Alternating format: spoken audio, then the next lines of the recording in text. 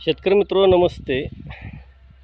आपल्या आडसाली ऊस पीक लागणीची तयारी चालू असताना त्यामध्ये आपण मोठ्या ट्रॅक्टरला रोटर, त्याबरोबर रोटरबरोबरच आपणास सरी अशी 6 फूट अंतराची आपण सरी सोडलेली आहे.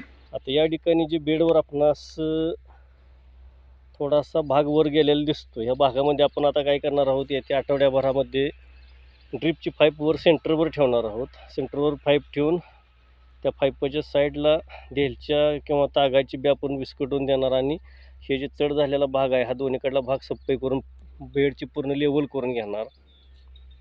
ज्यावेळेला आपण 15 जूनला कांडी लागवड आपण करणार आहोत त्यावेळी बरोबर 1.5 ते पावणे 2 महिन्याचा देलच्या आपला होणार. तो देलच्या बरोबर त्यावेळेला कापून तिथंच टाकून कुजवण्याची क्रिया केली जाणार. त्याच्यातून एक उत्कृष्ट प्रकारचे सेंद्रिय खत तयार होते. जे आपले घरचे शेणखत आहे ते आपण या सरीमध्येच फक्त विस्कटून घेणार आहोत. या पद्धतीने मागील वर्षी जशी पावसाची आपत्ती होऊन बऱ्याच शेतकरी बांधवांच्या सरी पाडायचे विसरले, ती चूकभूल यावर्षी न होऊन देता प्रत्येक शेतकरी बांधवांनी सरी लवकर पाडावी हीच विनंती. धन्यवाद.